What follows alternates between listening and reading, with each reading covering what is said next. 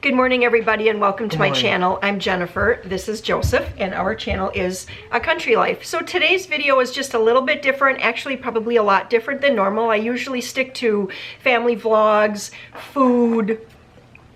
Are you finished with that? Yeah. Okay, should we wipe your mouth? Get you camera ready? Yeah. All right, well, today is March 21st, and that is 3/21. It is World Down Syndrome Day, and the reason for it being that is because the medical term for Down syndrome is trisomy 21. What that means is that a person with Down syndrome inherits a third copy of the 21st chromosome. So today, Brandy over at Oso Farms and I thought that we would collab. They have a son with Down syndrome, we have a son with Down syndrome, and we just thought it'd be kind of fun to just share a little bit. She sent me her video already. I haven't even watched it because I didn't want to be swayed one way or the other on what I shared in my video. Those like robot things. All right, Maria's giving me all kinds of advice in the background. She said I should leave in some of the tears because then people know I'm real and I'm not just a robot. All right. Another cute thing that Maria mentioned before is when she's like, what's the video going to be about? And I said, well, it's going to be kind of like what Down syndrome is, what Down syndrome isn't. And she's like, well, I know what World Down Syndrome Day is. It's the day of no. Right, Joe? Is that your favorite word? Yes. Yes? No, those were yes. Well, he used to say no every single time I'd ask him that. Well, anyway, I wanted to just start this out, if I can get through this, by reading something that I wrote. I actually wrote this and published this on June 11th, 2008. So this was just shortly after finding out that Joseph had Down syndrome. And it is a little bit long, but it really kind of just sets the tone, I think, and brings it to a real place. That's hard. Sometimes it is hard. Okay. Joseph found it and I can see it. Okay. I titled this A Complete Circle. Weekly, I pass by a church marquee with clever sayings, proverbs, or Bible verses displayed. 2 or 3 weeks ago, this was posted. Faith in God is a refusal to panic. I thought about that for a moment. Tears welled up in my eyes. Recently, I had received news causing me to panic.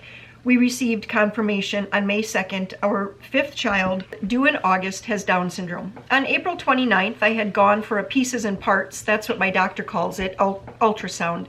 No biggie, I'd done this many times before and all was normal. Perfect, actually. I do have an antibody that causes trouble sometimes, so extra care was used when checking the liver size and middle cerebral artery velocity. That was normal procedure, nothing to worry about. The baby was face up and spine down. The sonographer spent 1 hour and 15 minutes taking measurements before the doctor came in. He really wanted a good view of the spine.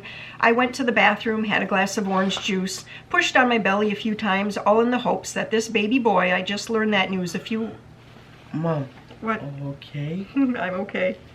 I just learned that news a few minutes earlier.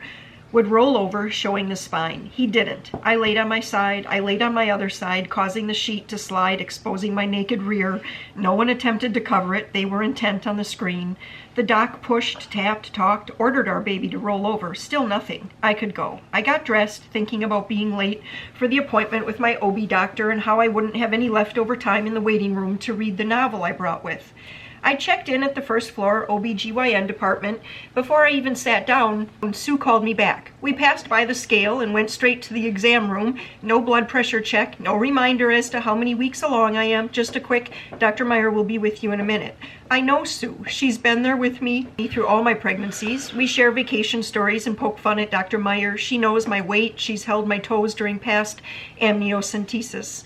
She's seen me cry, but not today. Today, she's just the medical assistant. I'm still wearing a smile. Good, I think. Dr. Meyer must be on call and wants this to be a quick in and out appointment. I like that thought, in and out. Dr. Meyer walks in. He's not wearing scrubs. He's not on call today. He pulls up the roller stool close by and says, Jen, we have to talk. As I write this, my heart pounds just as it did that moment. I say, okay, about what? Turns out 2 defects were spotted during the ultrasound. Now I know why I was there so long. First, our baby has a hypoplastic nasal septum. He also has endocardial cushion defect. Dr. Meyer takes me into another room where we can talk at a small table instead of me on the exam table and him on the stool. He points out to me that these birth defects together strongly lead to Down syndrome. He explains using words what these defects are. He draws simple diagrams of a normal heart and our baby's heart. He points out the missing nose bone on the ultrasound picture. He tells me that I will be meeting with the pediatric cardiologist in the next week. I ask a few questions. He tells me a few answers. It's all a blur. All I hear is Down syndrome, heart defect, most likely surgery, Down syndrome, chromosomal defects, babies don't survive, we have to make a decision, confirmation of Down syndrome, lab evaluation, Mayo Clinic. I hand Dr. Meyer the pen. He can see I'm shaking so that I cannot write legibly. He writes some notes. He writes 4 questions I need to ask the cardiologist. He reads his writing to me. He gives me a great big hug and says, "Go home and talk to your husband. Call me tomorrow and we'll make any arrangements that need be." The arrangements he's talking about include abortion, Down syndrome confirmation by amniocentesis, or do nothing and progress as usual. Warren and I talk about the only options we have. We can find out if our baby boy has Down syndrome for sure, or we can wait until birth and find out. We decide that information is important and empowering. The next day I go back to the clinic for an amniocentesis. Sue is there holding my toes. Dr. Meyer jokes about the $3 Band-Aid and how he read that some hospitals are asking parents to bring a 3-day supply of newborn diapers to the delivery because the hospitals pay $50 for the same diapers that a parent could buy for $15. I wish him well on his trip to San Diego to see his grandson, and he affirms me that Sue and Kristen, a genetic counselor, will call me on Friday with the test results. I get dressed and cry all the way home. I am in full panic mode, not the pounding heart, constricted pupils, sick to my stomach kind of panic, but a more thoughtful panic. Will this baby ever be on his own, or will we have to care for him into our aging years? What about the trip to Hawaii we always talk about? Will that ever happen? Will I have to get involved with social services? How will the kids react to this news? Will they understand? Will I cry when I tell them? Will they be scared? Thanks, Joe.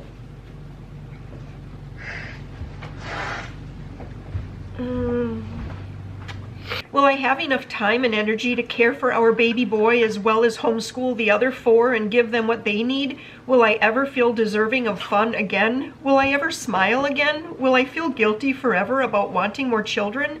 Why do I feel like it's my fault? You know why it's so hard to read this? Because I remember where I was at that point in my life, and now I'm so darn happy about you. Yeah! Yes. I read lots of medical information about Down syndrome and atrioventricular canal defect from many different websites, Mayo Clinic, American Academy of Pediatrics, and others. It's all very medical and easy to read, only the facts, no emotion involved. I can read it, I can digest it, I understand it. I walk away from the computer and I hate what I've just read. I hate that I have to read it. I hate that I have to live with it. I hate that I have to tell people my secret. Time passed, more doctor appointments. I'd already told my mom, father-in-law, grandparents, and Warren's brother and sisters and a couple friends. It wasn't easy, but Warren and I survived through it. I cried every time. He didn't. Then I saw the marquee. Faith in God is a refusal to panic. I handed Emily a pen and she wrote the phrase down on the backside of a music theory worksheet. I couldn't forget this one. I had to spend time with it, enough time that I memorized it and inscribed it onto my brain. Just like the Lord's Prayer or the 23rd Psalm, I needed that phrase to pop into my forethought at the first sign of panic. I needed something short and real to remind me that God is good. I needed that phrase to pop into my forethought at the first sign of panic. I needed something short and real to remind me that God is good. God has a plan for me to prosper and not despair. This is part of the plan. I don't know why, but it's my plan handed to me by God. I will accept it. I will embrace it. I just finished reading Roadmap to Holland, How I Found My Way Through My Son's First 2 Years of Down Syndrome. Jennifer Graf Gronberg writes a compelling story about her journey. Her insight and ability to love her little Avery has helped me come to terms with my own feelings towards and about our baby. For the last 6 weeks, I've secretly wished this pregnancy could continue forever. I want to protect him from the cruelty of the world. Inside me, no one can hurt him. No one will stare. No one will ask questions. I will be just another pregnant woman. No one will ever know my secret. I have a baby with Down syndrome inside me. Today I feel different. I can't wait to give birth, to see his face, to feel his breathing, to smell his skin. I can't wait to experience a whole different first year than ever before. I'm still scared, but I'm no longer in a panic. I have God on my side. I have other mothers who've gone before me on my side. I have my husband and compassionate children on my side. I finally took down the original ultrasound picture of the peanut-shaped baby today. Before this, I couldn't. That picture reminded me of a day when all of this Down syndrome and hypoplastic nasal septum and atrioventricular canal defect was unknown. It was a reminder of the days when I was just going down the same path I had gone 4 times before. A path I knew very well. A path I could follow with my eyes closed and still get there because I knew exactly where it led to. Today, I replaced that original picture with a new picture, a side profile of a fully formed head with a fist held closed. My baby, our baby, the one I can't wait to meet. Okay. All right, thanks guys. All right, so clearly that was pretty difficult for me to get through. And it's difficult to get through not because it makes me sad today. It takes me back to a time when I remember having those feelings and being scared. And it also takes me to a place where I know that other women have been. Other women have been at that point, and they will be. And it just, I think it's a good reminder to me to remember to be compassionate. And I think it's a good reminder for all of us that just to be compassionate. So I hope, if anything, from me reading my story and you guys just watching our videos, you've seen all the things that Joe does, right? He used to BMX bike or BMX race. We don't do that anymore, but he is just a biking crazy man, right? He even managed to bike through downtown Pensacola Beach on a Sunday or a Saturday. Whatever, it was busy. A Saturday and a Sunday, I think, and it was really busy. And he was just all the things. The thing about it, though, even if he was never able to ride a bike, right, does that change his worth? It doesn't. Because I know one of my concerns when Joe was little was, will he be able to? Will he be able to? Will he be able to? But the interesting thing for me is that, I mean, there's things that I'll never do.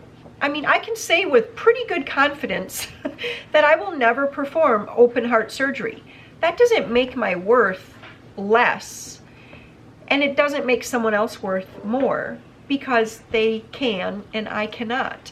And I think that was a really big thing for me. I think it's a really important thing for all of us to remember, that just because someone can or cannot do something, it does not change their worth. We all have worth. We all have a reason to be here. We all have something that we're kind of here to teach other people, right?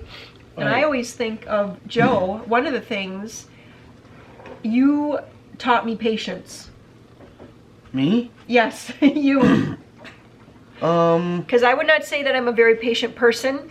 I mean, I am far more patient now than I ever was. But that's one thing that Joe taught me, is just patience. Because everything that comes to him takes longer, and it comes with far more work than probably for most other people. And so, yeah, patience. So let's find out a little bit about you today. What's your favorite color? Green. Yes. It's funny, I knew you were going to say that. What's your favorite sport? Football and soccer. Football and soccer. What about basketball? Yes. Yeah. I thought you really liked basketball. How about your favorite foods? Burgers. Mm-hmm. What else? Fish. Burgers and fish? And fruits and vegetables. You like vegetables? Yes. I'll have to remember that next time I help you get your plate ready.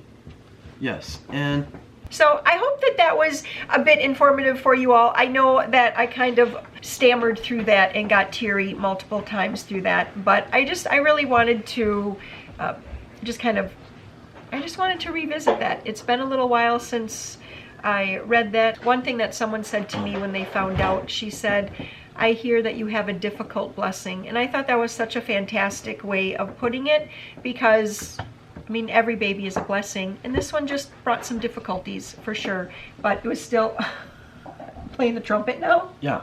Okay, but it was still Still a blessing nonetheless. So looks like we've lost Joe here back to his room. He is dancing and singing, which is pretty much what he does best. It's one of his favorite things to do.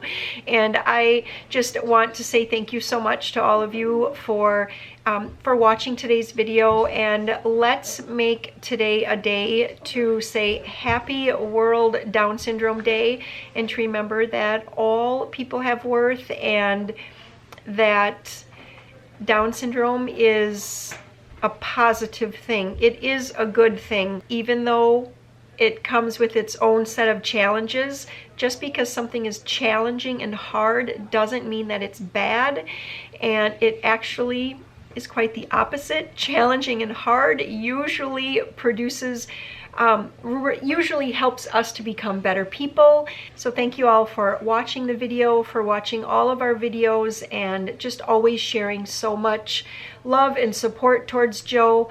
I read so many of the comments that come through that are like addressed to him. I read them to him, and so often he'll say things like, me? So if you could please share my video on your social media to maybe help to encourage another mom who has a Down syndrome diagnosis, as well as go over and watch Brandy's video. I know that you're going to find her video talking about their son Evan. I know you're going to find that to be very uplifting, and she also shares lots of other videos, especially some really great grocery hauls over there, and I know a lot of you like those. So all right, thank you guys so much, and happy World Down Syndrome Day.